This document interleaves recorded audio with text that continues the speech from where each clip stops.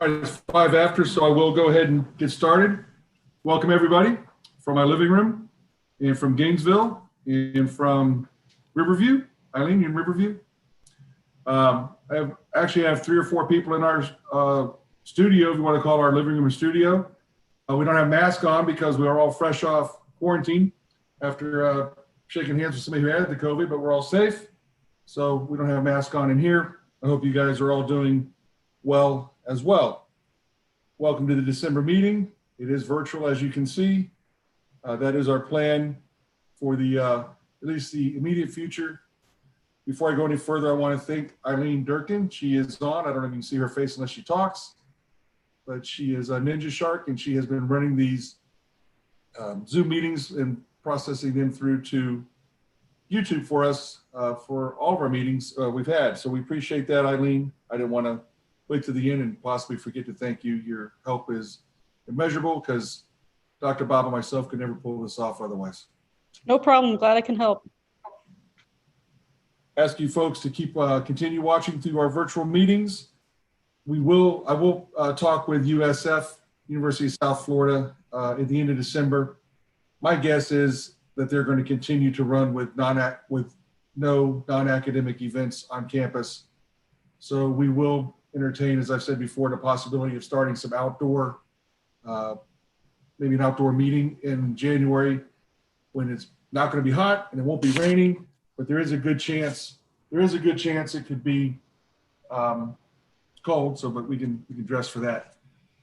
We had an auction for our November meeting, which we normally do, and we actually did pretty good. We only had about, I think I had 12 items on there, 12 or 14 items. We made over $900, which isn't bad. And I want to thank the folks who bid because there was some very generous bidding on a few of the items. I tried to throw in some extra trinkets here and there where people had clearly bid well beyond what something's value was. And I also want to thank the folks who, some of the stuff we had to mail out, but I want to thank the folks who went out of their way to either meet me or come by my house and pick up some of the auction things that they won. It made it very convenient for me and easy to get all the items out. To everybody who won, I do thank everybody. A lot of people asked if we were going to do it some more, but I don't want to wear people out on auctions. I will remind you that was the first money we've had come in other than your membership dues, which pretty much cover the chronicles, the newsletter. Unless you get it through online, then that does help us save some money there. But we're not hurting for money. We're doing well. We planned for something. We didn't know it was going to be a 8 or 9 or 10 month pandemic or shutdown, but we are doing okay financially. But I would ask you to keep your dues up. If you're not a member, you don't get the newsletter. And we never post our newsletter online. You can see Dr. Hulbert there in the front holding his animal, which is a tapir. I don't know which one it is, but it's a tapir. And please, we have a lot of good articles. We've actually stepped up because of the not meeting in person. I tried to make the newsletters a little more interesting. Dr. Bob, who has been a longtime contributor, he started putting in 2 of his book reviews. And I know a lot of you folks are thinking, well, I'm not nerdy enough to start reading book reviews about books I haven't even read. But if you give them a chance and read some of them, they're really good stories. They're not necessarily about the book, but they are. But they're also, they tell how it relates to us, how it relates to amateurs, how it relates to the real world. The stories are really good. He tells about the books and how they relate to us. So check out Dr. Bob's articles. Starting in September, we had Rob Carlson start a recurring article called In Touch with Inverts. As you know, Rob knows about inverts about as much as anybody. And right now, most of our land sites, all of our land sites we hunt on really are all inverts, and the folks who enjoy that are certainly enjoying the articles. So thank you, Rob. And starting in this month's edition, the December edition, we started with Steve Vicari. He started an article. I was recently in the Badlands with Steve and drove by a horse, and I had no idea what the name of the horse was, but I knew it was that horse that was related to the prehistoric version of Equus. And Steve just started rambling on about this and that and how it relates. And where it is. And I said, hey, you can start writing some articles. And you did. And it's a really interesting article about how that horse, which I guess I could look at the name of the horse when I was talking to you folks or looking at it. But each month he plans to put an article on probably some kind of animal we're familiar with and how it survived or how it didn't survive or how it relates to an animal that's extant or no longer with us from the Ice Age or further back. But if you're not in the club, you're not going to get the newsletter, and I'd certainly appreciate if you folks would join. You can get it mailed to you, hard copy in black and white, or get it online in color, depending on how you would like to get that. The field trips. Marlon, I talked with Marlon Swigert. He told me that the mines are still all closed. That is at least through January. Again, my personal opinion, I don't see many of these companies, organizations changing their policy come January. The reports on how the virus is being reported really hasn't changed. It may be getting worse. So we are still locked out of those the mines for now. But field trips on the Peace River did start technically in November, but thanks to a very late hurricane, the river swelled up to about 20 or about 15 feet, and we weren't able to go in November. December, we traditionally we don't hold our field trips to the Peace River in December because of the holidays. Fred has one scheduled for January 23rd. So if you want to go out and hunt as a group, unless we get some kind of weird winter storm, January 23rd is the day. It's a fourth Saturday. He has moved those trips to the fourth Saturday, not the third Saturday. I just got off the phone with Fred Hendershot, and he said the river is just about a little over 4 feet. That's a little high. A tall person, strong person could get in the river and dig for fossils. 3 foot or less is what we're looking for. And this time of year, the river should certainly start falling pretty quickly. And you folks will be able to get back into the Peace River and start hunting fossils. But you don't have to wait till the end of January and January 23rd to go with us. Please go on your own as soon as it's safe. You can look at that level at the Arcadia measurement.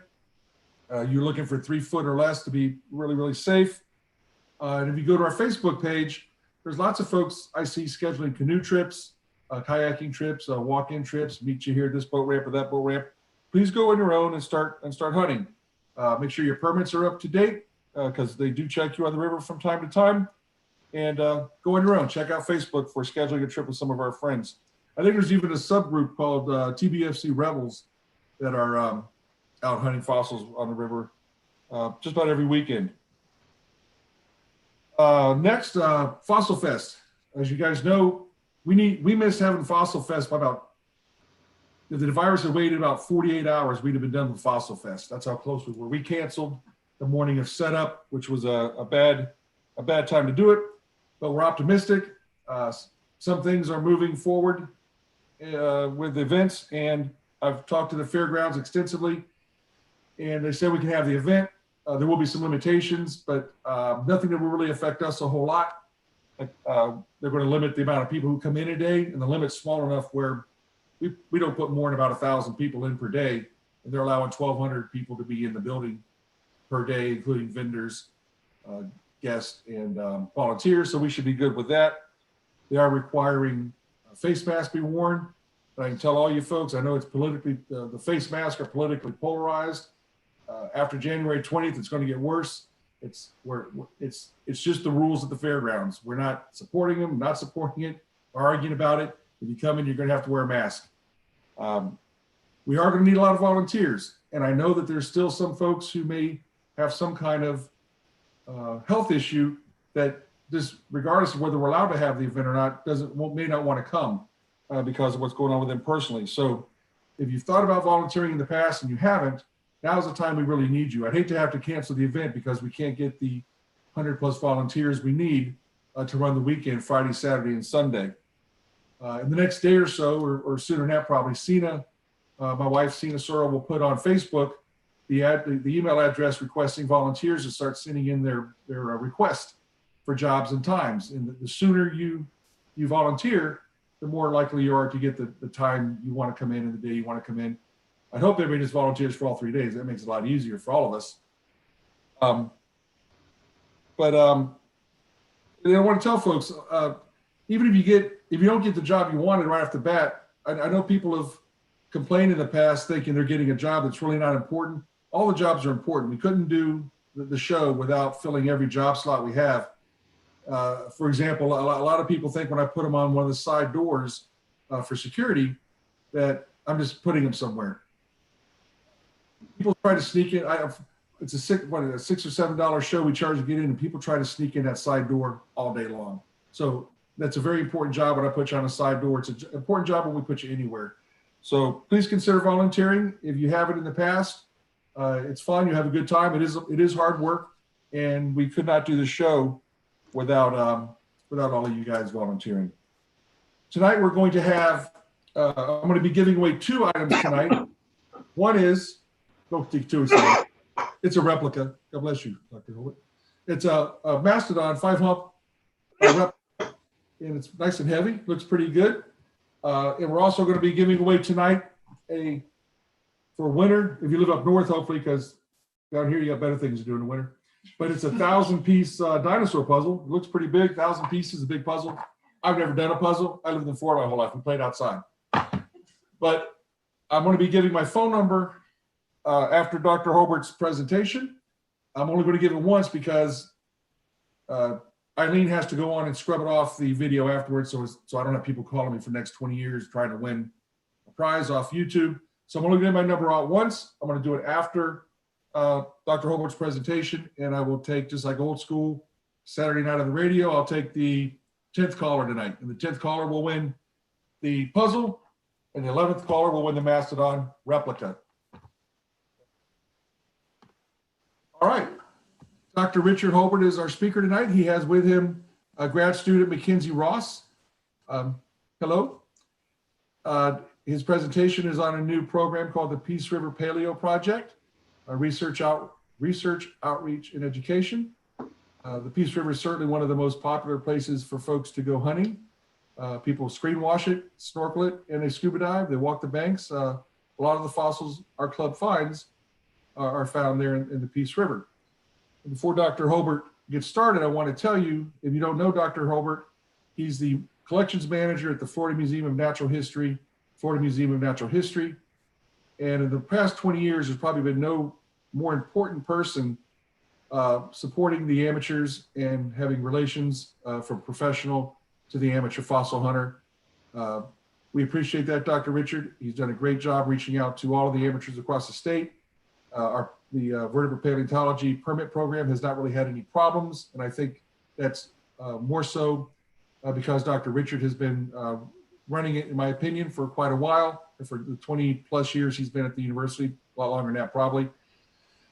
And he does, for one thing, he comes to our meetings. He comes to our Fossil Fest and passes out and renews and sells the club. Well, I can't talk tonight. And sells the university permits for fossil hunting. And that's really unheard of, to have the professionals actually participating in a fossil show. He does it because it's important. And I think he knows that we do our best to make sure there's not anything scientifically important being sold across our tables. We do that. But we do appreciate your participation, Dr. Richard, and we do appreciate the support you've given the amateurs over the years. So with that, I'll turn it over to you. And the screen, I think, will get shuffled over to you. And that's it. Dr. Richard. Okay, thanks for the introduction, Mike, and appreciate the sentiment. First, I want to give my collaborator, Mackenzie, a brief moment to introduce herself before getting in, and then I will give the first half of the talk, and Mackenzie will give the second half. So Mackenzie, why don't you just briefly introduce yourself? Awesome. Thank you so much. Hi, everybody. My name is Mackenzie. I am a graduate student at the University of Florida. I am studying paleontology, but my specific interest is actually in science communication and science education. So my portion of this talk will be actually talking about how my research is going to be oriented around the outreach and education portion of this Peace River Paleo project. So I'm really excited to talk to you guys about that today, or tonight, I guess. Okay, thanks a lot, Mackenzie. So unlike a lot of the past talks that I've given, and maybe a lot of others give, where they are giving the results of research that they've already done or maybe are doing, this is really a sort of a beginning of a project, but we're real excited about it. And again, because it deals with the Peace River, it's, hopefully it's exciting to a lot of the club members, and it will combine, the sort of classic professional research, but also definitely lots of outreach and education, K through 12 education. So first, a little brief background, particularly for those of you who aren't in Florida. The Peace River originates in sort of central Polk County, flows basically southward through Hardee and DeSoto counties, and then empties into Charlotte Harbor. The overall distance here is a little more than 100 miles. This yellow area in here is the Peace River Basin, which includes not only the river itself, but all of its tributaries. So essentially, all the rain that falls over this area will eventually, either through surface water or groundwater, drain into the Gulf through this mouth of the Peace River. Fossils have been known to be exposed at the bottom of the Peace River since the mid-1800s. But today, most of the collecting is done sort of, see, my mouse disappeared. There it is. Sort of from the county boundary between Polk and Hardee County near the town of Bowling Green, southward to about the south central part of DeSoto County near the town of Nocatee. As you get really closer to the Gulf, there's less collecting opportunities. If you do ever get into the early scientific publications, and a lot of these are now available online through Google or other public available sources, the early scientists typically called it the Peace Creek instead of the Peace River, but it's the same thing. And so I'm briefly going to go through a couple of the interesting people who really started doing research in the Peace River. And it all started with Joseph Leidy of Philadelphia. And around 1880s, he published several papers on these fossils. The largest and most complete is his 1889 description of vertebrate remains from Peace Creek, Florida, where he sort of systematically went one by one through the entire fauna as it was then known, based on fossils that had made their way to the Smithsonian and to some museums in Philadelphia. And so he had at hand about 25 different species. Some of these are land mammals and land tortoises, like these glyptodont and pamphothere scutes. There were also freshwater fossils, including alligator and freshwater turtles. And there were marine animals like sharks and rays. Leidy didn't try to explain why you were getting a mixture of land, freshwater, and marine animals all in the same beds. Again, he had no firsthand knowledge of the situation. He had never been, I don't think he ever managed to go to Florida. He also didn't talk much about the age of the faunas. If you go read this paper, you will see he never mentioned the word Pleistocene or Miocene or anything like that in this entire paper, which is unusual because in other papers he did sort of do that. The next sort of important paper in terms of research on the Peace River was 1913 by Oliver Hay, who worked with the Smithsonian in Washington. He published a paper on fossil horses of North America, the genus Equus. And for the fossil horses in the southeastern US, he recognized 3 different species from the late Pleistocene, and 2 of them were new species he named in his paper that were based on Peace River specimens. So basically he had, from the Peace River, he had a sample of about 30 teeth. Again, a lot of you probably have more than 30 teeth from the Peace River in your collections. That was all that was known to the scientific world at the time. And he at least thought he could see 3 size ranges. There was a very common middle-sized species that he named new after Leidy, called it Equus leidii. There were a few specimens he thought were larger, and he called Equus fraternus, which was a species Leidy had named several decades before. And then another new species he thought for a couple of small specimens he called Equus littoralis. And one of the things we'll be doing in our research is looking at this question and seeing if this is a valid interpretation. The next person I want to bring out is E.H. Sellards, who was the state geologist of Florida. And unlike our previous 2 persons, he actually went to the Peace River as part of his job. collected fossils from the Peace River, studied its geology. So we have firsthand information about the Peace River. And his important contribution was recognizing that the fossils people were finding in the Peace River beds were reworked out of the banks of the river and maybe the beds upstream, particularly during flooding events. And that way the fossils are mixed. And so that explained why you could get marine fossils and freshwater and land fossils in the same deposit, and potentially also what he believed were different ages of fossils. By this point in time, he recognized that Leidy, the three-toed horse that Leidy saw, was a much older fossil than, say, the Equus and Holmesina fossils. And finally, to wrap up our history trip here, we're going to go up to 1929 with George Simpson, who published an extensive review of all of the land mammal sites that people like Leidy and Hay and Sellards had described up until that point. And there were 44 in all known at the time. And this map is taken from this publication. These little dots are where each of these fossil sites were, the 44. And he categorized these 44 occurrences into two categories. 4 of them fell into what he called test faunas, but you could really say those were what he believed were the good or best faunas. And there were 40, the remaining 40 were what he called dubious, artificial, or inadequately known. And he gave his criteria for these test faunas, and those 4 criteria were that they had to have a lot of species. He didn't really specify a number, but all of the ones he accepted had more than 25 species of mammals. He believed they all had to have species that you could reasonably determine were contemporaneous, and they all had to be collected from in-place sediments, and that is, so there was no reworking involved.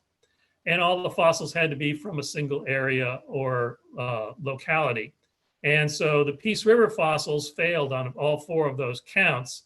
And so the Peace River, even though it was so considered well-known, was categorized by Simpson as inadequate or dubious. And although this probably wasn't what Simpson had in mind, this especially effectively ended scientific research on the Peace River fossils. And so for the last almost 90 years, there have been very, very few professional publications dealing with Peace River fossils, especially new finds. If you do see something related to the Peace River in a scientific publication, it's usually just a sentence or two saying, well, Leidy did this back in 1889, or Sellard said this. And this was not an unreasonable position to take back in 1930 by Simpson. There had recently been some really major late Pleistocene sites discovered in 3 places in Florida. There was the Vero site, the Melbourne site, and the Seminole Field site, last one over in Pinellas County. Each of those had many more fossils of this age, Pleistocene age, than the Peace River. They had more diverse faunas. They had many very complete specimens, skulls and jaws, not isolated finds. So again, if you were a paleontologist in the 1930s and you were interested in the late Pleistocene, if you were given the choice between working in the Peace River fossils or those from Vero or Melbourne, it clearly was more logical to take those fossils as opposed to the Peace River.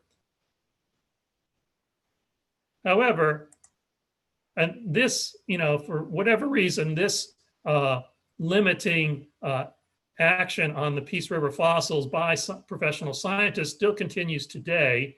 And I'm showing one example of this. This is a map from a 2004 publication where the author of the study is trying to look at geographic variation across the entire state of Florida on the diet of Hypsodon, late Pleistocene horses, bison, and mammoth. And he divided Florida into 3 regions, north, central, and south. And you'll notice his central region is only represented by 2 localities, both on the eastern side of the state. And so where the Peace River would fall into here and would greatly help to balance out his study, and as well as some other sites reasonably on the western side of the Gulf side of Florida. So in my mind, this was a major flaw in this analysis, and we can't really understand the entire, if you're trying to show geographic patterns, you really have to have a much better coverage of the entire state. And so as Mackenzie will show you, she's actually done some preliminary work on stable isotopes. And we hope to do more, which is what this study was all about. So we hope to fill in this gap. So why now? Well, one reason now is Mackenzie wanted to start now. I had been thinking about this project for over a decade and been putting it off and putting it off. So a lot of the credit actually goes to her for actually why now. But the reason why we can do it now is really thanks to the amateur collectors. Because over the last 50 years, probably at least 75 different donors have donated well over 2,000 vertebrate fossils from the Peace River Basin to the Florida Museum of Natural History. And particular, I can't acknowledge the contribution of everybody. That would take the whole talk. But I really want to call out two individuals in particular. One is the late Mitchell Hope, who collected in the Peace River with, actually, he ran a Boy Scout troop that collected fossils. And this is in the early 1960s. And his family, after he passed, donated his entire collection to the museum, which included over 500 Peace River specimens. A similar amount of specimens were donated by John Waldrop, Fort Wales, Lake Wales, Florida. He also donated a huge collection, mostly taken back in the 1970s. But the specimen on the right shows an example of a more typical donation, which is just a few specimens, but of much more high quality material. This particular one donated by Bob Sinibaldi, obviously of the Tampa Bay Club. And this is the most complete specimen of this species of short-faced bear known from the Peace River, this partial skull with the canine tooth and all of the cheek teeth. So it's an incredibly important specimen that really helps pin down that this species was present in the Peace River area. And so there's quite a few examples of this where people have donated some really prime specimens and made us, or allowed us to add new species to the fauna list. And so we can definitely say that this fauna is no longer dubious and inadequate as Simpson characterized it. We now have a greatly increased number of species, and that thanks to all the donations, and that along with our improved knowledge of vertebrate biochronology, when species were existing in time and space, and new technology have eliminated Simpson's concerns with reworking. So we are ready to go ahead full bore and do a major research program on the Peace River fossils. What we can now say confidently is, just like Sellard's proposed early on, that there are two major ages coming out of the Peace River. Many of you know this. We call the Pleistocene assemblage of fossils the upper Peace River fauna. We currently have about 51 species in our collection. I'm not going to go through them all. We have it listed on a website that I just posted today about this project. And so you can go to the website and compare what you have in your collection to what we have in ours and see how many of that 51 you have. Maybe you have some that we don't have. That would be great to know. All of the late Pleistocene fossils, as far as we can tell, are either land-dwelling or freshwater animals. There's no marine component to this fauna. And that's in contrast to the older Peace River fauna, which includes both marine and terrestrial fossils. We believe this age, based on a number of biochronology things, both from the cetaceans and from the horses in particular, suggest a early late Miocene age, roughly 7.5 to 9 million years ago. Again, it's a mixture of marine and terrestrial. The two pictures of the dugong and shark, I have to admit, I didn't have pictures of Peace River specimens, so these are Bone Valley, but the same species are in the Peace River. The horsetooth on the right here, this is a good example of a three-toed horse, a lower third molar from the Peace River basin. This is one of those that was collected a long time ago by one of Mitchell Hope's Boy Scouts, James Kendrick, who is actually still volunteers sometimes with our museum. He's no longer a boy. Again, these were collected back in the early 60s.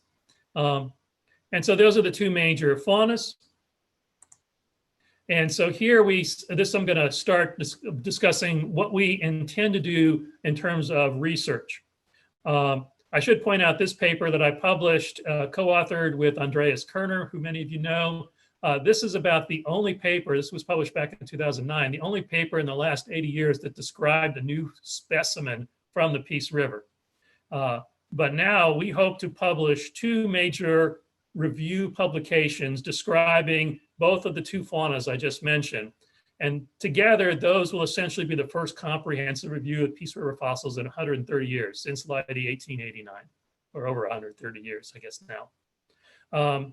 Now, we really have enough specimens in the collection to do an adequate job right now, but if you are in the position or willing to donate specimens, in particular ones of species that we don't have representatives of, or we just have 1 or 2 and we don't know the specimens very well, we'll obviously welcome these donations. We'll talk more about that later.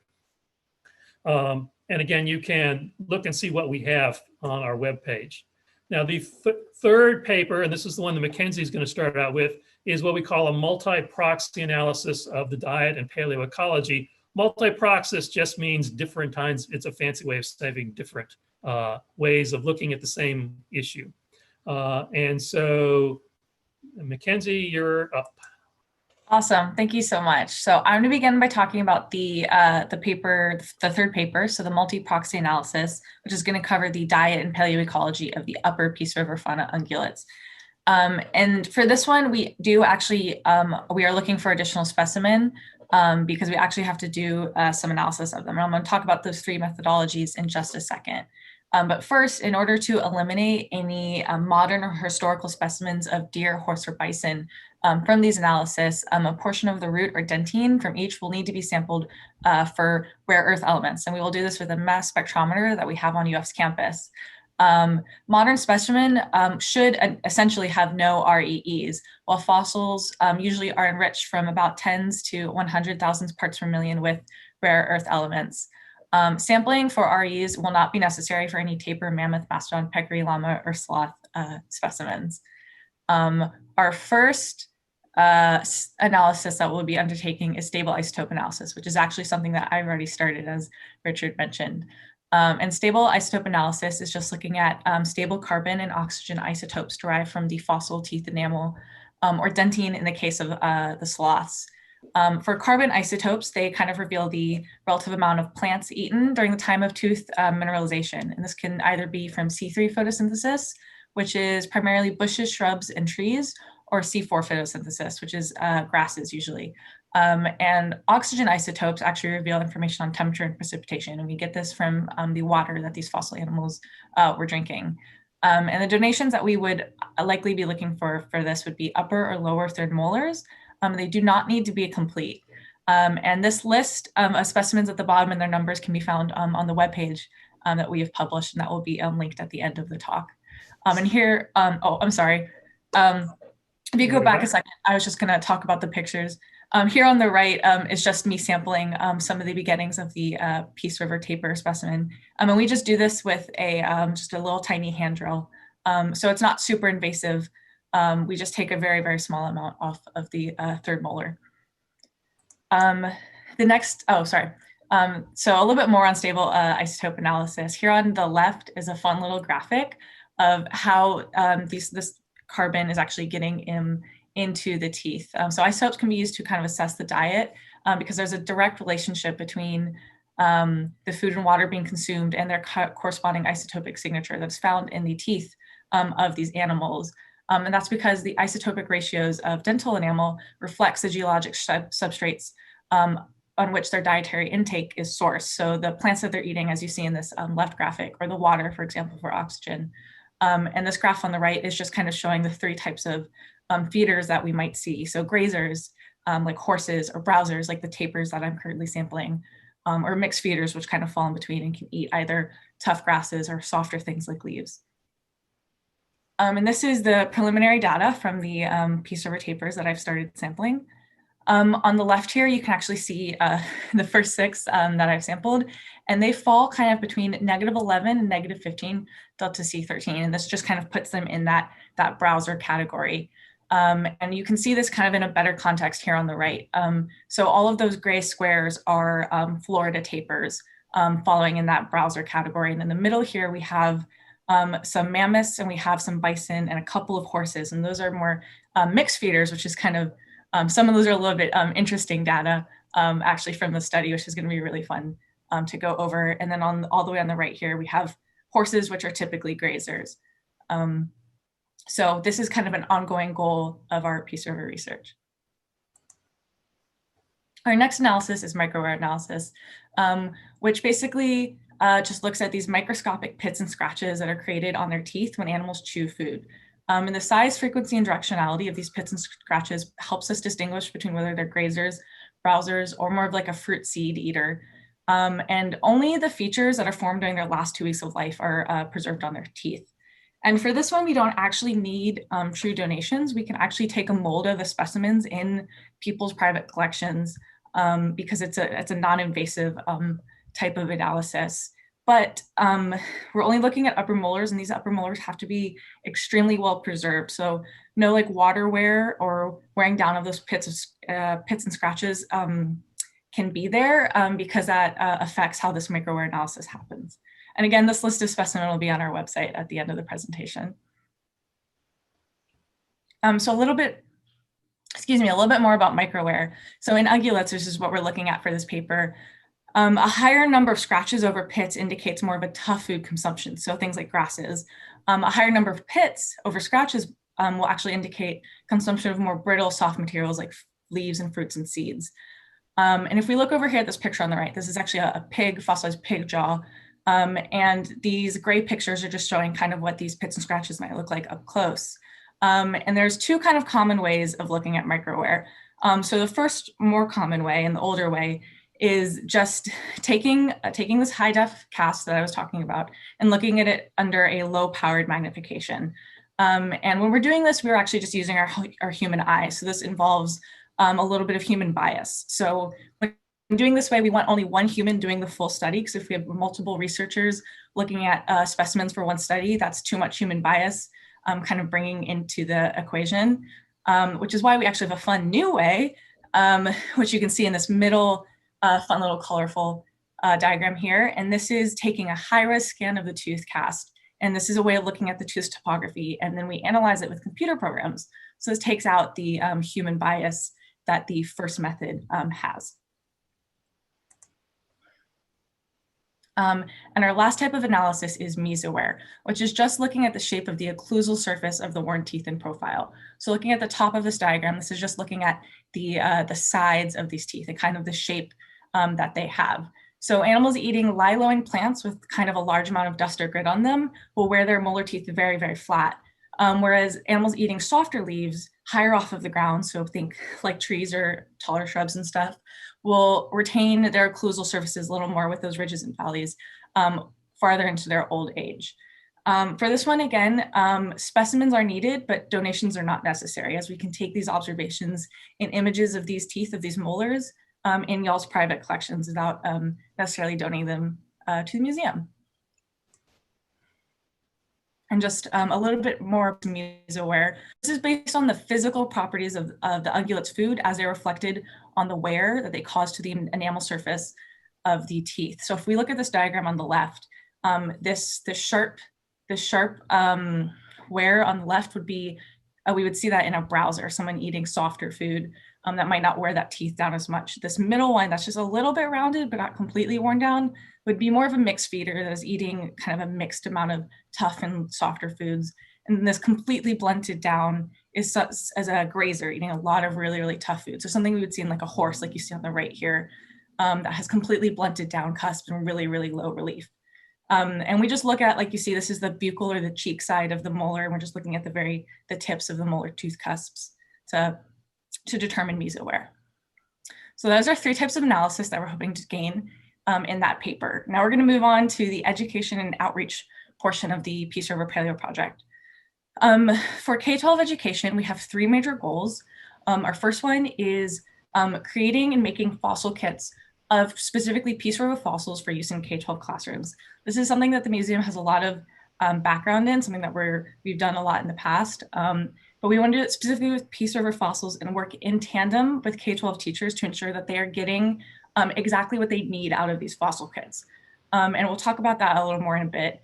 Our second goal is actually really awesome for you guys because it doesn't necessarily mean donating specimen, because we can actually take specimen from y'all's collections and scan them and upload them to open access platforms, something like MorphoSource, if you guys are familiar with that, which is a website where you can look at 3D versions of fossils and even download those 3D versions and 3D print them.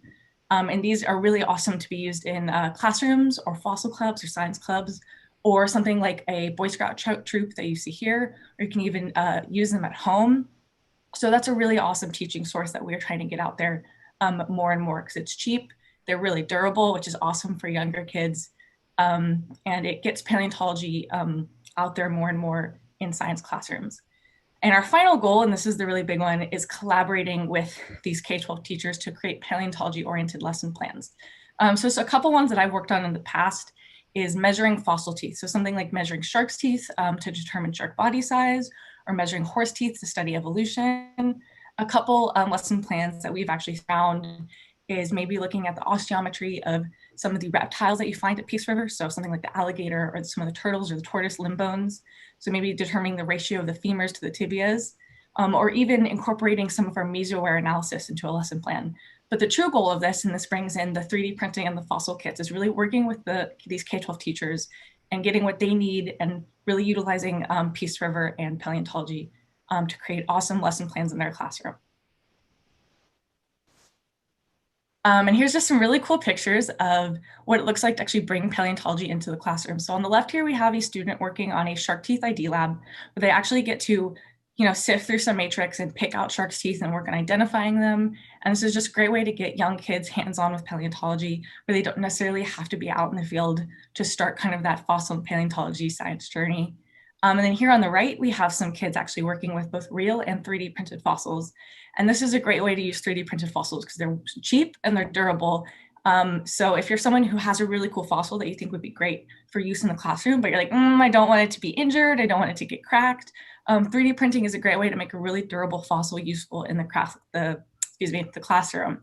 And it also makes really cool fossils available infinite times over. So you can take one fossil, you can make it available in as many classrooms across the state as you want. Just a couple more examples of 3D printing with fossils. Here on the left, we actually have a professional development workshop for some teachers. And they're actually working with a UF grad student on creating a paleontology lesson plan with a bunch of 3D printed megalodon teeth. And then here on the right, we have a group of students working with some 3D printed horse teeth and measuring and sorting those out to kind of learn a little bit about horse evolution. And then our final goals with this Peace River Paleo project is the outreach portion. And some of our main goals include adding photos or scanned images of Peace River Basin specimen to our online collection database. And then this webpage that we have just posted to the Florida Museum website, we are looking to add about 20 to 25 species accounts. And here's just a list of a couple of those right there. And then we also are hoping to utilize social media to create some online identification guides specifically for Peace River fossils.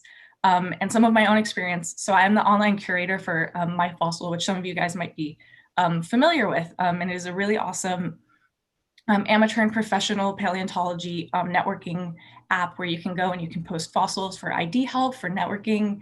And it is a way to just kind of bring all sides of this paleontology science community together. So we're really hoping to kind of use all forms of social media. So Instagram, Twitter, Facebook, maybe in YouTube and TikTok. TikTok is a really big one right now to kind of bring Peace River fossils out into the world. And then our last three outreach goals. This first one is post-COVID. So once everyone is clean and safe and happy with these things happening. So IDing fossils in y'all's personal collections with at-home visits by our museum staff and students. One that is a little more applicable to current times is actually organizing virtual events just like this with fossil clubs to determine what you guys would like to gain from this project. Because you guys are the ones that actually have so much experience with fossil hunting and collecting at Peace River. And this outreach portion is for you guys. You guys are the ones that inspired this part of this project with me. So I would love to hear from you guys what you would love to see out of this section of this research project. And then finally, this last one is a little more of a long-term goal in my graduate career. I am working with several UF faculty and the International Association of Geoscience Diversity to work on arranging ADA compliant field visits and fieldwork for disabled science enthusiasts and scientists oriented around the Peace River. So thank y'all so much. I think that's the end of my portion of the talk. Okay, well, thanks, Mackenzie. I'll just wrap things up real quick. This is the link to the webpage that, again, I just created today, and it's not completely done. It has like, no images added whatsoever. And that will change over the next, hopefully, days to weeks, and we'll get it looking a lot better.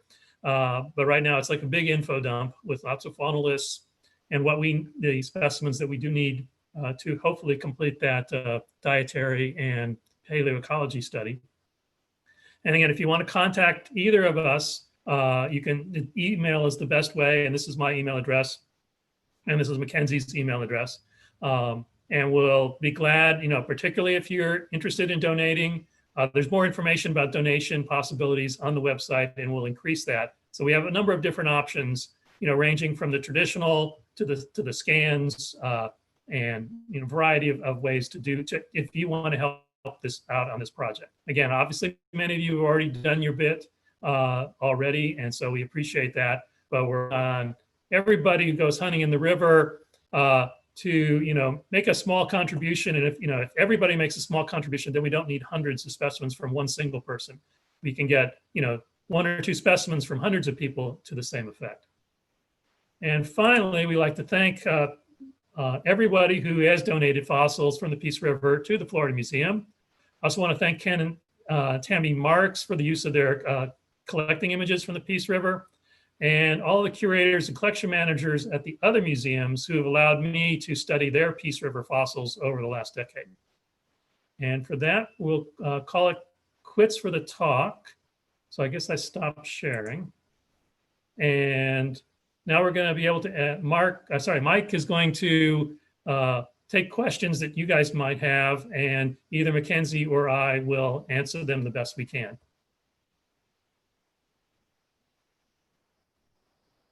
You're silent, Mike.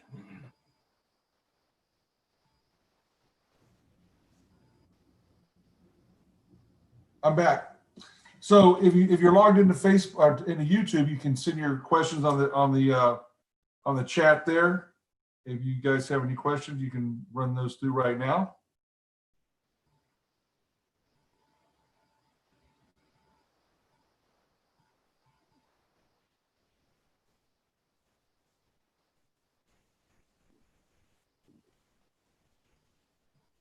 All right. Here's one from Sharkless Tooth Enterprises. Is there a specific reason outside of deposition why there are very little shark teeth found in the Alafai River, despite there being an abundance of dugong rib and whale fossils, etc., i.e. shark food? Well, I'm not going to try to answer that one because I have no firsthand experience. I mean, it could,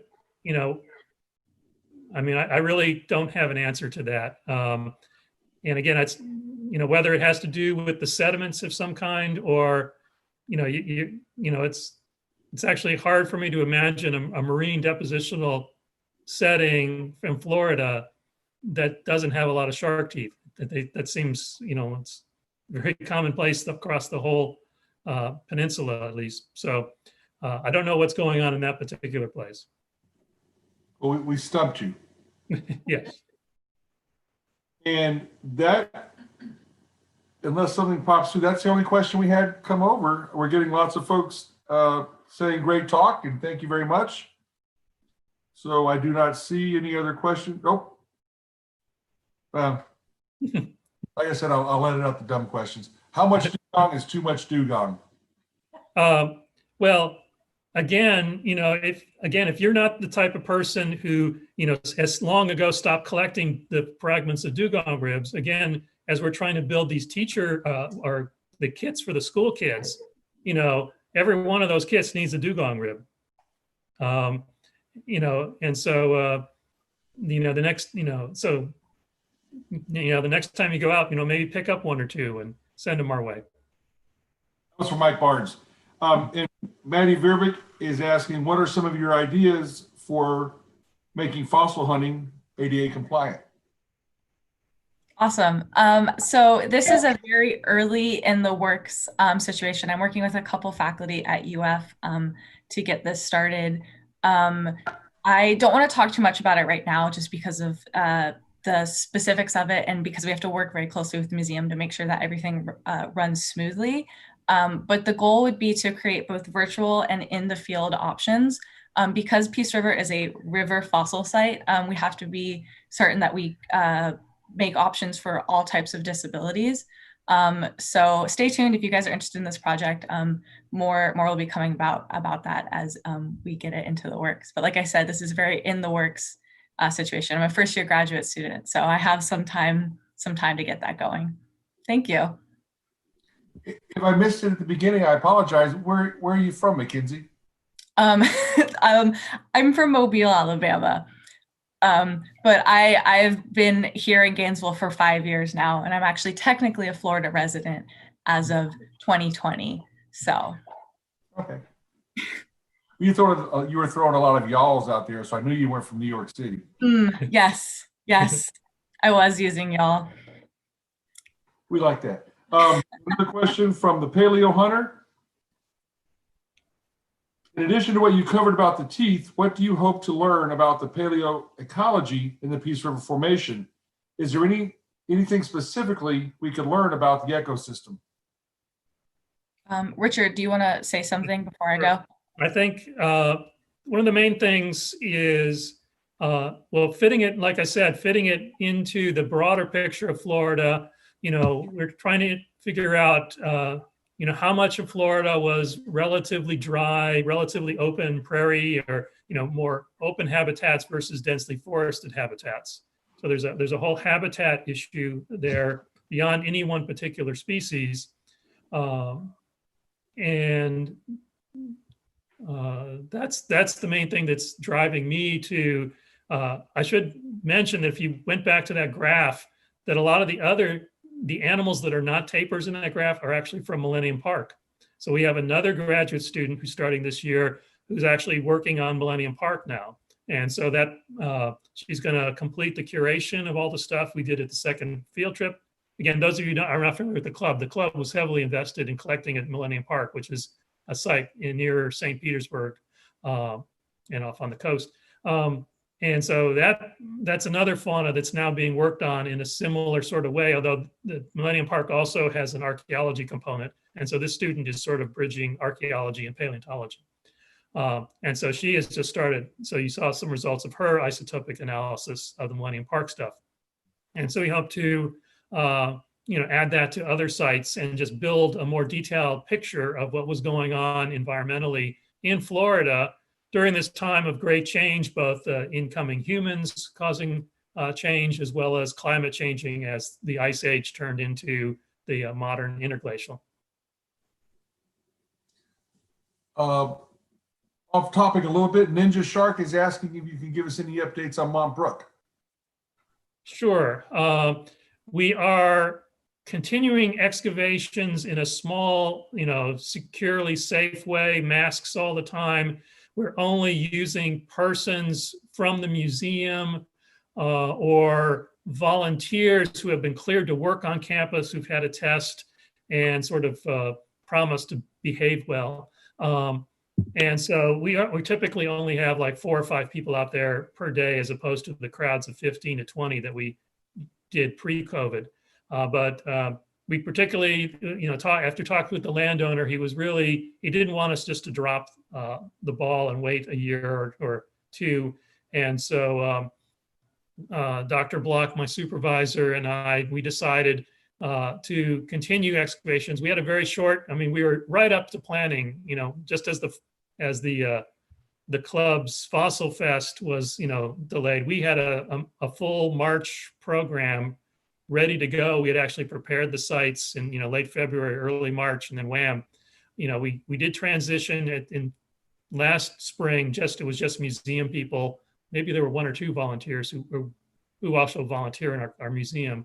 But we've gotten some interesting fossils. We got another Gomphothere jaw and recently, and a couple of alligator skulls. So So things are progressing well. It was really unfortunate we had to cancel the spring dig in particular, because after a couple of wet years where basically the bottom of the pit was then below the water table and we couldn't dig because it was wet, last spring it was really, really dry. It was just beautiful and ready to go. We could go deeper without running into water issues. But we just, couldn't get it going. So another casualty of COVID. It's pretty small in the bigger picture of things, but it sort of hurt us. But we're hoping the landowner is still enthusiastic about it. He's not pulling the plug anytime soon. So hopefully after everybody is either vaccinated or has natural immunity, that we'll be able maybe next fall to have larger groups out there once again. Okay. So Meredith Miller asked a good question. You mentioned it's been 90 years since anyone has done any research for the Peace River. Are there other areas in Florida that you feel have been neglected in fossil research, and are there plans for other future projects? Well, I would say, and the other obvious region, but one we don't really plan on, is way out in the Western Panhandle. And there, I think it's more just a matter of logistics. And it's just, you have to drive a long way. And, so that's another area where there's been very little research, and, and certainly there's not a whole lot of fossil collecting going on either, or at least successful fossil. There's a few sites that are known. But once you go very far west of Tallahassee, I think it's like falling off a cliff in terms of fossil abundances, or, maybe Mariana and things like that, Eocene stuff. If, through the peninsula, and again, I think another reason that the Peace River, I didn't really get into during the talk, was back in the 60s and 70s when Dave Webb started at the museum, and he was really doing a lot of exploratory work with scuba deer going into the rivers. I think they made a conscious decision to stick to the rivers closer to Gainesville and to really let the amateur collectors have the Peace River. Because he did no major collecting. I think he made one trip in 1964 to Joshua Creek, and that was it. That was, they collected extensively from the Santa Fe, the Ichituckney, the Withlacoochee, obviously the Osceola River, and a bunch of Ocklawaha. So they collected extensively in rivers. I think for one reason, it was just easier to get to in terms of driving. But second, I think he really wanted, because he was very, as you probably know, or the elder people might remember, he was very supportive of the amateurs, and that's sort of where I learned all of this, the amateur community. And so I think he felt, there's plenty of rivers in North Florida for late Pleistocene. We'll let the amateurs have the Peace River. But then we've been fortunate that, there's a percentage of all the fossils have, turned up at the museum, at least important ones. I have one from Joshua Slatterly, the Slat Master. Have you noticed any geographic changes in faunas along the Peace River that reflect ancient habitats or available bedrock age? I would say that is definitely something that we'd like to look into. That would definitely require us from having, which something I always talk about to people, is when you're collecting, is to keep good records about where you're actually finding the specimens, and to keep that information with the specimens.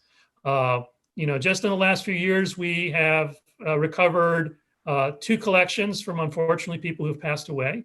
One literally out of her storage locker, and it essentially had no collecting information whatsoever with it. There was a second one that at least had some information, but it was, the localities were described as an hour-and-a-half canoe trip north of Wauchula. One was next to the Pink House. Yeah, or next to the Pink House, whatever the Pink House is. So, you can come up with your own little cutesy, localities, but now with the cell phones giving you GPS records, there's no reason why you can't document relatively accurately where your fossils are coming from. So to answer questions like he did, which is actually very important, we need fossils distributed across the entire length of the Peace River and in relative abundances. Right now, a lot of our specimens, because they were collected before cell phones, they might have general locality data down to a 20 or 30-mile stretch of the river, but they don't have precise information. So it would take precise collecting to answer that sort of question. But it's certainly possible, to look at such things, whether it's from the diet perspective, the habitat perspective, species abundances, but it's just going to take, a lot of work on behalf of a lot of people doing careful collecting. Okay, this will be the last one for you. It's a follow-up on the LFI question that you didn't answer before. Sharkless Tooth Enterprises says, I find small shark teeth there in the LFI, no megs. Could larger marine vertebrates be deeper than lime rock? Example was, he was there Friday, and dugong bone definitely embedded in a lot of lime rock. I mean, it's possible that one of the things that's coming on, because actually, if my understanding is that the Hawthorne Group formation, which includes the shark-producing Peace River Formation, is absent in that part of Hillsborough and Pinellas County, well, Hillsborough County. And so it might be that the sediments that this is coming from are actually, maybe Pleistocene or late Pliocene after megs went extinct, and possibly even Hemipristis went extinct. And so all he's getting are, the more smaller gray sharks, bull sharks and things like that. And so the age of so it might be an age question. And the dugongs were present up and through the early Pleistocene. And then you might also actually be getting real manatee ribs, which, if you're just getting ribs, it would be very difficult to distinguish. So that might be So it might be the age of the source rocks in that area are just not the right ones to produce the big sharks. All right. Thanks, Dr. Richard. Sure. The folks are asking about those email addresses and stuff you guys posted. I'll remind everybody that within a short period, Eileen will have this presentation back on our, as a regular video on YouTube, on our YouTube channel. And you can go through all the slides and get any information you want, including those email addresses and such that they had listed in one of those last slides. So Dr. Richard and Mackenzie, I appreciate you guys tonight. Dr. Richard, I can tell you that the amateur community certainly appreciates your work. You guys are welcome to stay on for the next few minutes as we give out these prizes, or you're welcome to just bail out whenever your Saturday night has in store for you. We'll only be on a few more minutes. So I have a dinner in my future, so I'll leave. I saw that TV dinner sitting on your counter. What? I saw the TV dinner sitting on your counter. Now I'm at our new warehouse. There's no food here. We have a new warehouse to store all the Mount Brook fossils and other things. We had to buy a 4,000 square foot warehouse to add to our collection space. Well, can I ask then, this will be from Fossil Nerd, which is me, is the new collection facility going to be open? Potentially this would be better for tours than Dickinson because we don't have the fire marshal restrictions. So there is a potential for that. But obviously this would be post-COVID. Right. So I don't have to worry about it for a few more months at least. It's always something. Yes. Thank you both, Dr. Richard and Mackenzie. Bye-bye. Thank you. So, folks, so now we're going to give away they bailed out quick, didn't they? They're gone. So first we're going to give out we're going to give out both. So we're going to give out the Yankee puzzle, 1,000 pieces. If you live in Florida, don't call because it's nice outside. You go fossil hunting. If you're in Schenectady or somewhere where it's snowing tonight, call for the puzzle. It's in plastic, so I didn't lose any of the pieces. And it looks really real but when you get it, you'll see it's a replica because it doesn't weigh enough. And it's got a couple drops in it too. So Mike Davis is calling, and I haven't even given my phone number out yet. That's kind of cheating, Mike Davis. My phone number is 813. I'm only going to give out once because Eileen has to clean this off the video later. I don't want to give her a lot of homework. She does enough work getting these presentations on here. So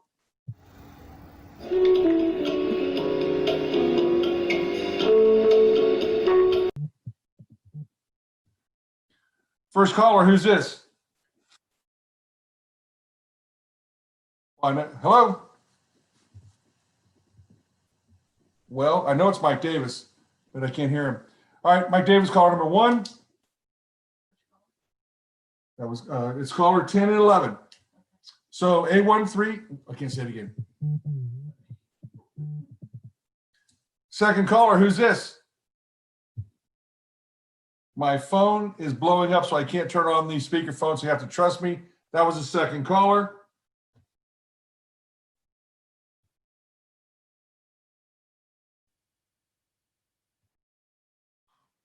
Third caller is Ultra Newman.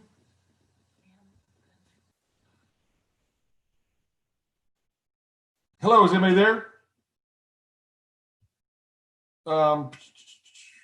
Give me 1 second. Fourth caller, who's this? This is Ryan. Ryan, your fourth caller, thanks. Steve Akari is the fifth caller.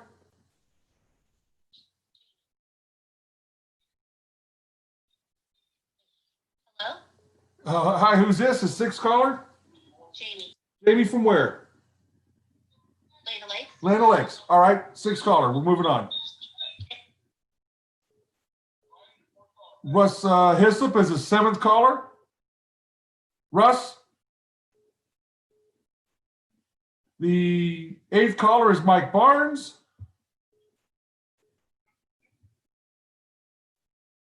Ninth caller, who's this? Buckus, Ryan. Buckus, right. You're the ninth caller. Where are you calling from? I'm sorry? Where are you calling from? I wanted to call again. Denver. Okay, bye-bye. Ninth caller. Bye. Mike Davis is the 10th caller. And that is Mike. Yep. Mike Davis, you are the 10th caller. You won the, I are the 10th caller. you Wow. won the puzzle. All right. Wow. Yeah, the video is way behind. You're like on the 7th caller or Oh, something. I'm sorry. Well, it'll come on. Just pretend like, just play along.